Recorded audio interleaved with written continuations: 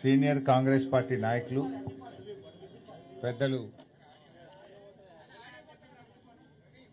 జీవన్ రెడ్డి గారి చేరిక సందర్భంగా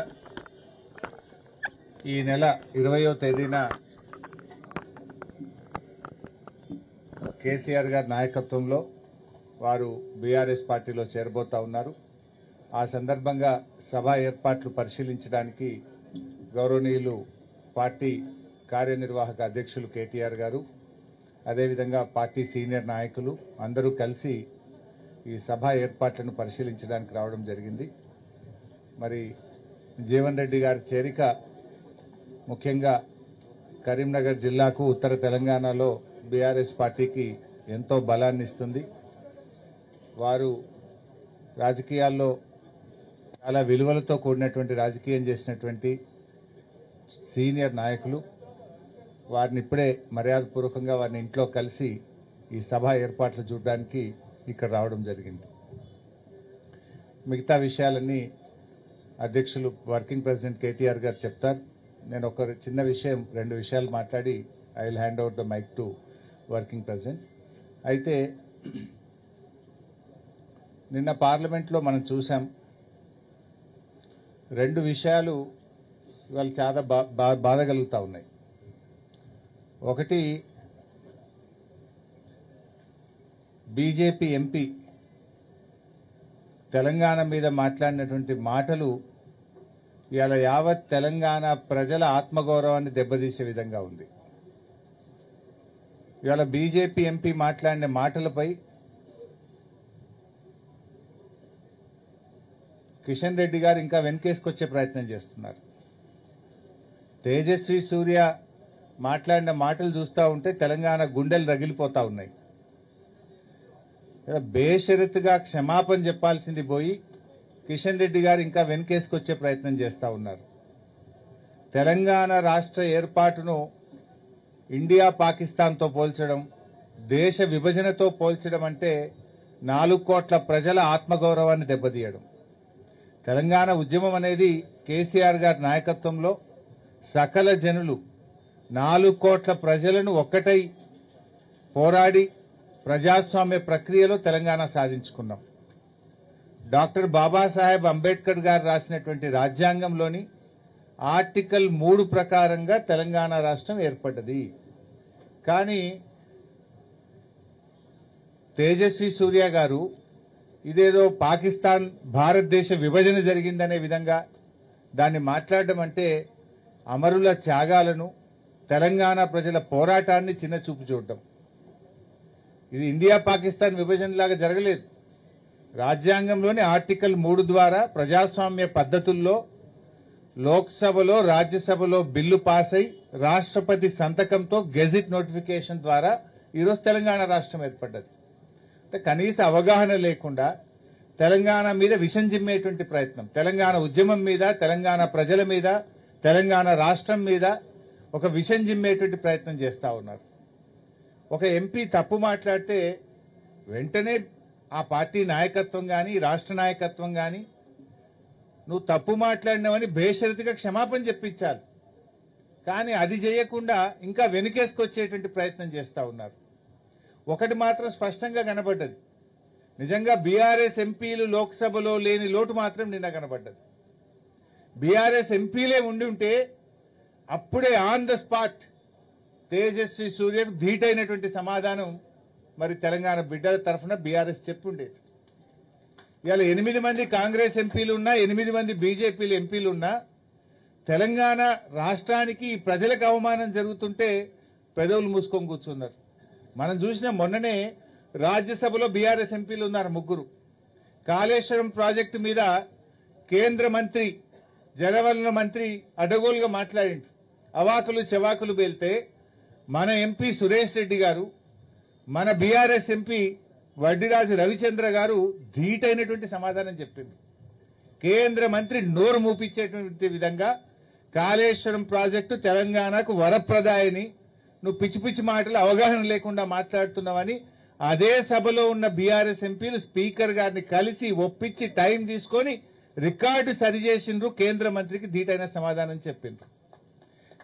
అదేమో ఒక ప్రాజెక్టుకు సంబంధించింది. ఇది యావత్ తెలంగాణ జాతిని అవమానపరిచే విధంగా, తెలంగాణ రాష్ట్ర ఏర్పాటు ప్రక్రియనే అవమానపరిచే విధంగా, తెలంగాణ 4 కోట్ల ప్రజలను ఆత్మగౌరవాన్ని దెబ్బతీసే విధంగా మాట్లాడితే 8 బీజేపీ ఎంపీ 8 కాంగ్రెస్ ఎంపీలుండి ఏం లాభం? ఎందుకు పెదవులు మూసుకున్నారు అని నేను అడుగుతా ఉన్నా. అంటే దిష్టి బొమ్మల్లాగా కూర్చున్నారు మీరు. అంటే మీకు తెలంగాణ బాధ్యత లేదా? నిజంగా రాజ్యసభలో బీఆర్ఎస్ ఎంపీలు ఉంటే తిప్పికొట్టిరు. ఇవాళ లోక్సభలో బీఆర్ఎస్ ఎంపీలే ఉండుంటే తేజస్వి సూర్యకు మూతి బగిలే విధంగా సమాధానం చెప్పుండేవాళ్ళు. ఇది స్పష్టంగా అర్థమవుతుంది. బీఆర్ఎస్ లేని లోటు ఇలా మనకు స్పష్టంగా కనబడతా ఉంది. ఇప్పటికైనా నేను బీజేపీని ఒకటే డిమాండ్ చేస్తా ఉన్నా, బేషరతుగా తేజస్వి వ్యాఖ్యల మీద క్షమాపణ చెప్పండి తెలంగాణ ప్రజానికానికి. లేదంటే బీఆర్ఎస్ పార్టీ దీని విషయంలో ఊరుకోదు. బీజేపీ కూడా ఆలోచించుకోవాలి. తెలంగాణ ఆత్మగౌరవాన్ని దెబ్బతీసిన పార్టీగా, తెలంగాణ ప్రజల మనోభావాల్ని గాయపరిచిన పార్టీగా మీరు నిలబడాల్సి వస్తుంది. ప్రజలు మీకు తగిన గుణపాఠం చెప్తారు. తప్పు జరిగినప్పుడు క్షమాపణ చెప్పాలి కానీ ఇంకా వెనకేసుకొచ్చుకుంటూ కిషన్ రెడ్డి గారికి తగదని కూడా నేను ఈ సందర్భంగా తెలియజేస్తా ఉన్నా. రేవంత్ రెడ్డి గారిని కూడా చూసినాం. ఇవాళ బడే బై చోటే బైల బంధం ఇవాళ మళ్ళొకసారి బయటపడ్డది ఢిల్లీలో.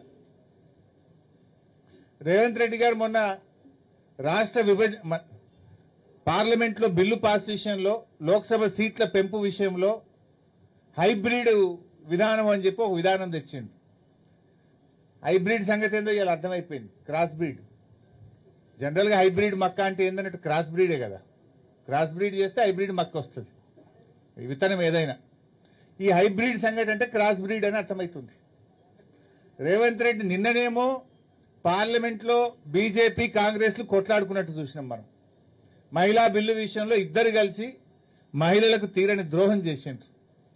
ఇలా బీజేపీ నిజంగా మహిళలకు రిజర్వేషన్ ఇవ్వడమే బీజేపీ లక్ష్యం అయి ఉంటే మీరు రీఆర్గనైజేషన్ ఎందుకు మహిళా బిల్లుతోని ముడిపెట్టినరు? అవసరం లేదు కదా. మహిళా రిజర్వేషన్ నిజాయితీగా మీరు చేయాలనుకుంటే కాన్స్టిట్యూషనల్ అమెండ్మెంట్, రాజ్యాంగ సవరణతో ఉన్నటువంటి డీలిమిటేషన్ ప్రక్రియను ఎందుకు దానికి లింక్ చేసినారు? మీకు తెలుసు, మీకు 2/3 మెజార్టీ లేదని బీజేపీకి తెలుసు. మరి డీలిమిటేషన్ బిల్లు పాస్ కావాలంటే 2/3 మెజారిటీ ఉంటేనే పార్లమెంట్లో బిల్లు పాస్ అవుతుంది. లోక్సభలో బీజేపీకి 2/3 మెజారిటీ లేదని బీజేపీకి స్పష్టంగా తెలుసు. 2/3 కావలసినటువంటి ఆల్మోస్ట్ 68 సీట్లు బీజేపీకి తక్కువగా ఉన్నాయి. మరి తెలిసి బీజేపీ ఎందుకు పెట్టింది అంటే రాజకీయంగా పెట్టింది. బీజేపీకి చిత్తశుద్ధి లేదు. మహిళా రిజర్వేషన్ తెచ్చే విషయంలో బీజేపీకి చిత్తశుద్ధి ఉండుంటే డీలిమిటేషన్ ప్రక్రియకు మహిళా బిల్లుకు ముడిపెట్టకూడదు. మీరు ముడిపెట్టినారంటేనే మీకు నిజంగా బిల్లు పాస్ అవ్వడం, మహిళలకు రిజర్వేషన్ రావడం విషయంలో బీజేపీకి చిత్తశుద్ధి లేదు అనేటువంటి విషయం అర్థమవుతా ఉంది. మీకు 2/3 లేదని తెలుసు కదా. ఇలా కాంగ్రెస్ పార్టీ కూడా దాగుడు మూతలాడుతూ ఇవాళ మహిళల విషయంలో 2 పార్టీలు దొందే. కాంగ్రెస్ బీజేపీలు ఇద్దరు కలిసి ఈ దేశ మహిళలకు ఇవాళ తీరని అన్యాయం చేసిండ్రు. మహిళా బిల్లు విషయంలో 2 రాజకీయ పార్టీలు కలిసి నాటకాలు ఆడుతా ఉన్నాయి. ఈరోజు ఇవాళ రేవంత్ రెడ్డి గారు కేంద్ర మంత్రి శ్రీనివాస్ వర్మ ఇంటికి టిఫిన్కి పోయింది, బ్రేక్ఫాస్ట్. ఒకవైపు ఏం జరుగుతుంది? బీజేపీ ఏమో మహిళా బిల్లుకు కాంగ్రెస్ మద్దతు ఇయ్యలేదు, కాంగ్రెస్ నాయకుల ఇండ్లు ముట్టడించండి అని బీజేపీ పిలుపునిస్తుంది. రేవంత్ రెడ్డి ఏమో ఆ కేంద్ర మంత్రి ఇంటికి టిఫిన్కి పోతాడు పొద్దుగాల. అంటే ఏం నాటకాలు ఆడుతున్నారు మీరు? ఇదే కేంద్ర ప్రభుత్వం కాంగ్రెస్ ఎంపీలో ఇల్లు ముట్టడి అంటది, అదే కేంద్ర మంత్రి ఇంటికి రేవంత్ రెడ్డి భోజనానికి పోతాడు. అంటే నీ హైబ్రిడ్ సిద్ధాంతం ఇదేనా? ఇక నీ క్రాస్ బ్రీడ్ సిద్ధాంతం ఇదేనా?